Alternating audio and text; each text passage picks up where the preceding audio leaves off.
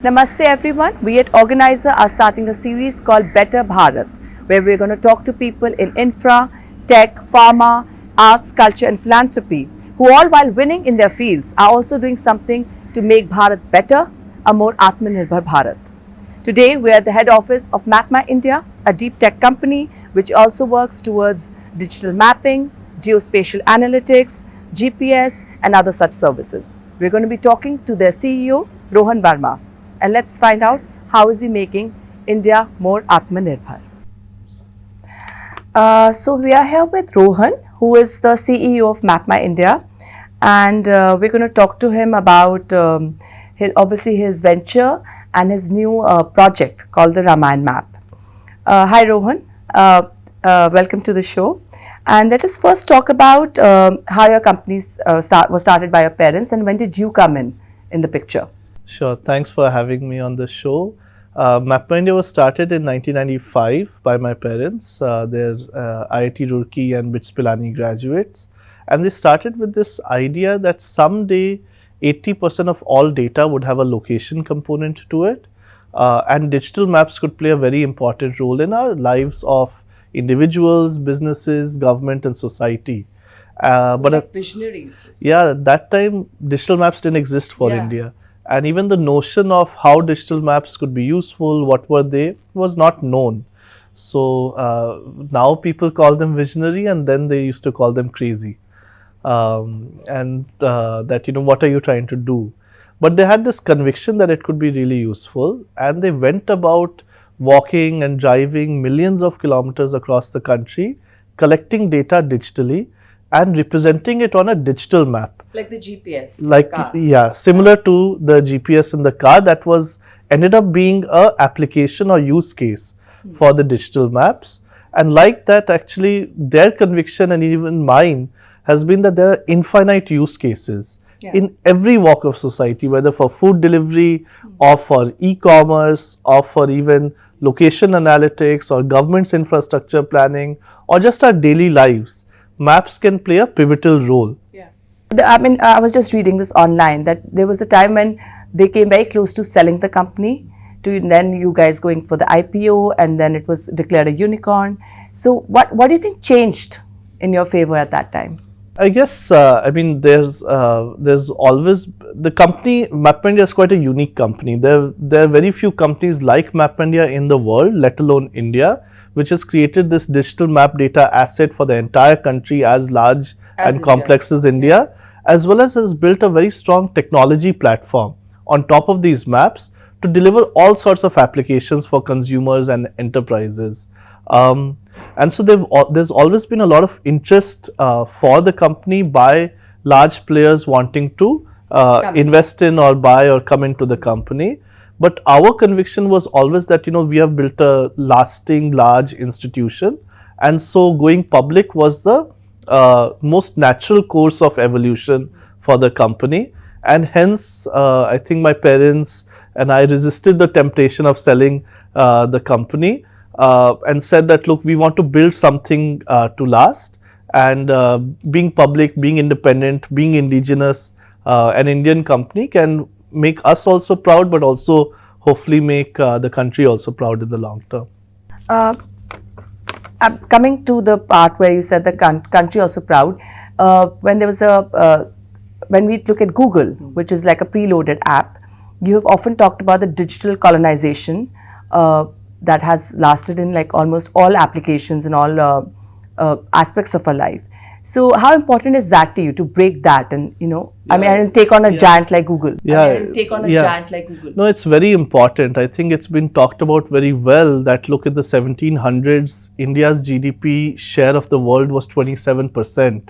But when the British and the East India Company finally vacated India after 200 years of slavery or colonization, India's GDP was left to just 3% of the world's GDP. India was plundered. Indians were made slaves. The benefits of India and the Indian market went to the British and to the East India Company. And really, I'm sure at that time, there were many Indians who didn't understand this was happening. To them, definitely not in the early days of when the East India Company was welcomed with a red carpet. And even now there's a colonial hangover where many people still believe that, the British were the best thing for us. Correct. So what we have experienced and what we have seen, and I do believe there's an increasing number of people who are realizing that in the last 15 years, when India has seen such massive growth, and India has the technology talent and entrepreneurial capability to lead the world in digital, then why is it that in the last 15 years we have just remained a market and not a market leader? That we are using as Indians all foreign big tech products. I mean, how could that be? Why couldn't it be our own tech products, our own tech brands? And the reason for that is, as the Competition Commission of India nicely investigated for multiple years, and the Supreme Court upheld the order of Competition Commission, that Google has digitally colonized India. They monopolized the market so that we as Indians only knew about Google's apps and not the indigenous alternative apps such as MapMyIndia. And so that's the awareness we are trying to create, that let there be a level playing field. And consumers will benefit out of this. Like, let me give you one example. In the Mappls app, which is MapMyIndia's Maps app, which competes with the Google Maps, we give features that Google Maps does not. I was going to come to that. What makes it uniquely Indian? Correct. So, besides us being a fully Indian company, the app has features which are relevant to India. For example, in Mappls app, when you are encountering a flyover or a complex intersection, we give you a three-dimensional junction view that you have to climb the flyover or you have to avoid it. Whereas in Google Maps, it's like a 2D line where you can get confused. And that, for example, has led to accidents such as the one of Cyrus Mystery, where she was trying to, last minute she realized there's a divider to climb the flyover and got confused and had the accident. Using Mappls app, for example, that could have been prevented. Or we tell you the current speed limits of the road and tell you where the speed breaker and potholes are ahead. Or the cameras are? And the speed cameras are. All of these things help in two ways. One is they help you regulate your speed, because overspeeding is a big cause of accidents, and also tells you where to be careful on the road, that a speed breaker or pothole or sharp curve is ahead. Google Maps doesn't offer these things. Like that, there's a litany of features that Mappls app offers which are relevant to Indians, and that's why we want people to use this more. And also, besides the car aspect of it, for the walking aspect, I was just being shown how you've done 3D mapping of like Ayodhya, or where people can access through by foot. So how important do you think that will come into play? Yeah, I mean, this belief that people have that foreign companies or Western countries have more advanced technology, we want to put that to rest, that India is no less at the cutting edge. So we are really building the next generation of maps which are 3D in nature, 360 degree in nature, what is called the real world metaverse, which are virtual reality and augmented reality ready. And this opens up a whole set of experiences and capabilities. Now, with our 3D metaverse maps and 360 degree real view, which you can experience on mappls.com or Mappls app, sitting anywhere in the world, you can visualize in 360 degree or in 3D how, for example, the new parliament building looks like, or how Ayodhya or Kurukshetra or Banaras or any of the beautiful temples that we have, or in places of important cultural heritage. You can experience that sitting anywhere in the world. A virtual tourism, if you like, of the real world. And then, of course, you can see how to navigate that place on foot, by car, so there are a lot of consumer use cases, and of course, a lot of enterprise use cases, let's say for disaster management, or for an emergency response, or in counter-terrorism or law and order. So these are the things that we can bring to the table as MapMyIndia and Mappls. This is where you can work very closely with the government. I believe you also worked during the pandemic, helping them with the COVID app. Can you tell us a bit about that? That's again when COVID struck. Our first point of view as MapIndia was, and this is generally our mission statement, how do we bring the benefits of maps and technology to everyone? Yeah. Our point of view then was that people will be very anxious in this emerging situation of COVID. So we can bring them real-time information which is useful to them. We started to map in real time the nearby COVID testing centers, treatment centers, isolation centers, even the containment zones, and later the vaccine centers, so that people could search near them where the testing center was so that they could go and get tested, or where the near vaccine center was, or even if there was a containment zone near them, they could do a safety check. And this the government put on cowin.gov.in also. So in that sense, we, in this time of crisis, we could work closely with the government to give a very useful information through the Mapples app to citizens. And in one of your, I've seen it that you also worked with ISRO, if I'm Yes. not mistaken. What is that? So with ISRO, the idea is a completely indigenous full stack solution, all the way from ground-based maps or 3D maps that MapIndia is making, or the all sorts of applications for consumers or enterprises that MapIndia is making, to leveraging ISRO's satellites up there for Earth observation or for positioning, what is called NAVIC. When ISRO and MapIndia work together, really in no aspect of technology, a third party, a foreign player is required. So that's been our good mutual cooperation with ISRO. Can you tell us about the unique location identity pin? So we call it Mapples pin, and the idea really is to simplify addresses and locations in India. Now, you know that in India, addresses can be very complex. If somebody had to come to a place, they might say, come to the 3rd floor, flat number this, tower number A, in this society. And typing that into a mapping app can be nearly impossible. Even if you try to share the location pin, then that location pin might show up in the back of the building, and also you still have to add in the address information and other information about a place.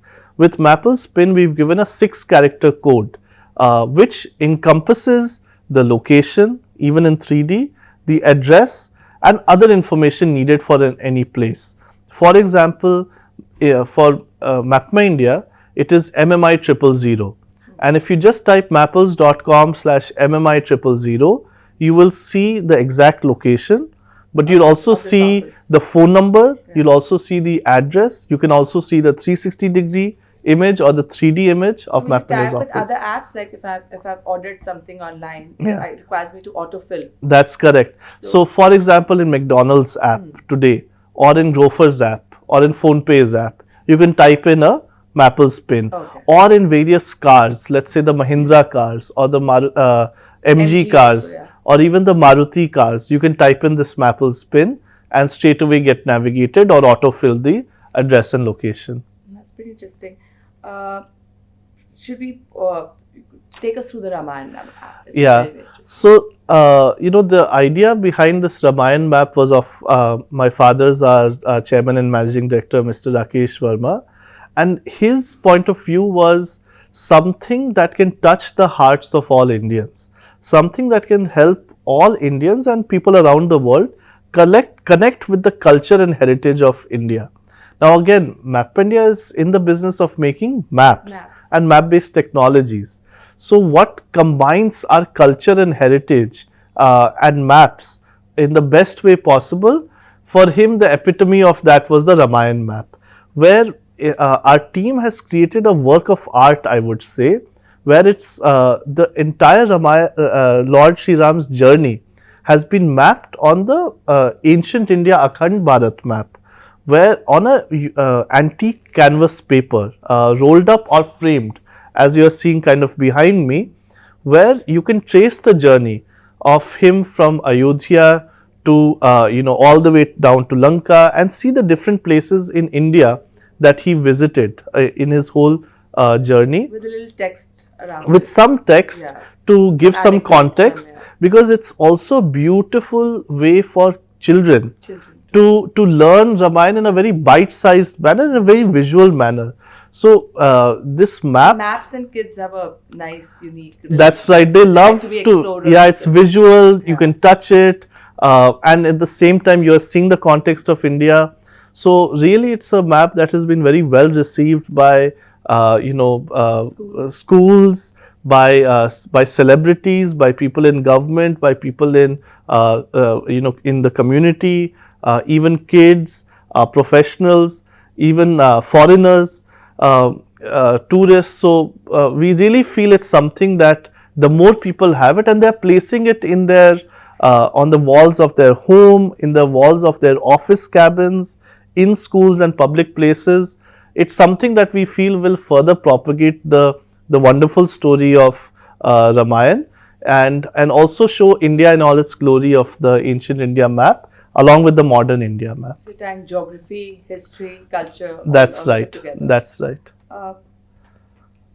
What about the future? What are some AI trends that you are excited about, or your brand stack? Yeah, I mean, for sure, Mapinia stands for kind of the cutting edge of technology at all times. And what is exciting us in different ways, work we are doing for consumers or the automotive market or governance. Let me talk about governance also for 1 second. The government is talking about, our Honorable Prime Minister is talking about this being the decade. And really, you're seeing the intersection of governance and digital, where coming together. And Mapinia makes this digital transformation platform, which is location led, where, whether for planning, that, where should schools be set up, or where should hospitals be set up, ambulance centers, where should infrastructure be set up. We help in the analytics and planning of that using maps and GIS, geospatial technologies, all the way to making sure that there is efficiency. It's not random. It's not random. You can monitor the projects through drones and through IoT. You can monitor your field workforce. So there's an end-to-end digital transformation platform we provide to the government. In the cars, we are doing what is called NCASE, navigation enabled connected vehicles, which have ADAS or safety features, which are apt for electric mobility and shared mobility. And for consumers, of course, this Mappls app, along with a suite of Mappls gadgets for safety and in-car entertainment or in-car infotainment. So lots is happening on the technology front, products front, and we are hoping that people, more and more people, A, get to know about us, and B, benefit from our products and services. Amazing. One of my last questions is, the startup ecosystem in India is obviously flourishing. What are your 3 big tips for anybody who's starting out right now? I mean, I think the first thing is, as a startup, we should look to make a dent in the world. We should a positive dent in the world, meaning find out problem statements that are really causing pain to some set of users and try to solve for that, so that your solution creates a positive impact. Creates a positive impact for whoever your user or customer is. The second, for a startup to survive, it has to be a sustainable business.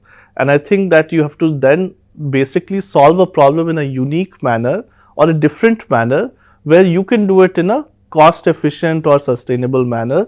So build a business model which has strong unit economics or decent unit economics, so that you're not always in the fundraising and cash burning mode. You invest, but then you start getting returns for your business and your shareholders. So and the third is, run your business in an ethical manner. Do it in a way that corporate governance and transparency and be a good citizen as a business owner. So maybe these 3 things would be my suggestion. I also saw that you're a co-founder for a company called Infi Dreams. That's more like a personal hobby project. Yeah, that was a project I did a few years ago to build an app, which the thought behind this app, Infi Dreams, was that everybody should dream. because that gives us a positivity and something to look forward to in life. We should not like bottle up our dreams or forget our dreams. And the app basically allowed you to pen your thoughts down in a diary so that you can kind of express yourself and then write down your dreams, which kind of is your inspiration board. And yeah, you can manifest or visualize it. And then the next level was write down the things that you think are to be done to achieve your dream, so that you can kind of start planning towards it. But since I coded it and designed it myself, I could only do it for iOS for lack of time, and my Android app still remains unfinished. It's a dream that, let's say, remains to be done. But you're fulfilling a lot of other dreams. Thank you for talking to us. Can you take us through the Ramayana map once for our viewers? So basically, the Ramayana map, it says Ramayana journey, glorious era of Treta Yuga, and if you touch the map, it's made of this antique canvas finish. It's got the latitudes and longitudes. Yes, and so it's got the latitudes and longitudes. It's also got the correlation historically to yojanas, what Valmiki's Ramayana used to talk about. And you start seeing this map of India, the Himalayas, the rivers, and then pointed out is, let's say, Ayodhya, point number 1, then Vishwamitra Ashram, Buxar, point number 2. So you have the ancient names as well? Yes, the ancient names as well as what they are called today. And the same points, you can see some description of those.